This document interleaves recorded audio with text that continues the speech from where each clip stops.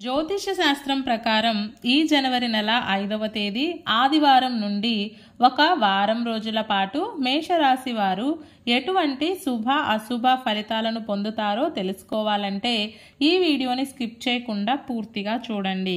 అలాగే తప్పకుండా మా ఛానల్ని సబ్స్క్రైబ్ చేసుకోండి. ఈ ఆదివారం నుండి ఒక వారం రోజుల పాటు మేషరాశి వారు తగిన జాగ్రత్తలతోటి కాలాన్ని వెళ్ళబుచ్చాల్సి ఉంటుంది. రాశి చక్రం ప్రకారం ఇక్కడ మీకు కేవలం గురు శుక్రులు మాత్రమే యోగిస్తున్నారు. అలాగే బుధుడి యొక్క రాశి మార్పు కూడా పెద్దగా కలిసి రావడం లేదు. ఈ జనవరి మాసం 24వ తేదీ వరకు మేషరాశి వారికి బుధుడు భాగ్యంలో సంచారం చేస్తాడు. కాబట్టి ఈయన వలన ఈ రాశి వారికి ఆర్థిక పరమైన అంశాలు అంతగా కలిసి రావు. అందుకే డబ్బుపరమైన వ్యవహారాల్లో చాలా జాగ్రత్తగా ఉండాలి. మీకే తెలియకుండా మీ దగ్గర ఉండే డబ్బు మంచులా కరిగిపోతుంది. ఖర్చుల విషయంలో ఒకటి అనుకుంటే మరొకటి జరుగుతుంది. మీరు చేసే ప్రయత్నాల్లో ఎదురు దెబ్బలు తగులుతాయి. ప్రయాసలతో కూడుకున్న ప్రయత్నాలు ఉంటాయి. శత్రుబలం పెరుగుతోంది. ఆలోచన విధానంలో నెగిటివిటీ బాగా పెరుగుతుంది.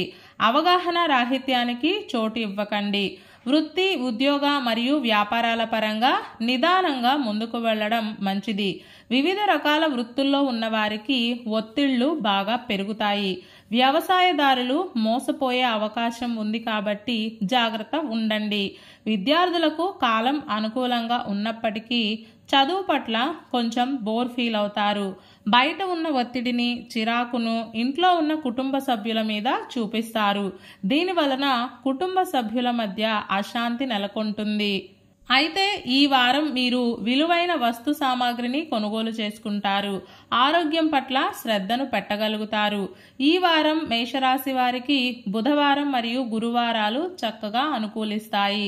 ప్రతిరోజు శ్రీరామ రక్షా స్తోత్రాన్ని పారాయణం చేయండి. ఈరోజు ఆదివారము జనవరి 5వ తేదీ, మాసం పుష్యమాసం, తిథి షష్ఠి, నక్షత్రం పూర్వభాద్ర నక్షత్రం. రాహుకాలం సాయంత్రం 4:30 నుండి 6 వరకు.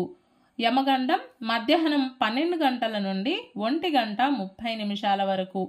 అలాగే ఈ రోజు యొక్క శుభ సమయాలు ఉదయం 11:05 నుండి 11:45 వరకు. ఈ రోజు యొక్క పంచాంగం ప్రకారం ఫిర్యాదులకు, రహస్య శత్రువులను కనిపెట్టడానికి, తగాదా పడితే విజయం దక్కుతుంది అనుకునే కార్యక్రమాలకు కాలం అనుకూలంగా ఉంటుంది.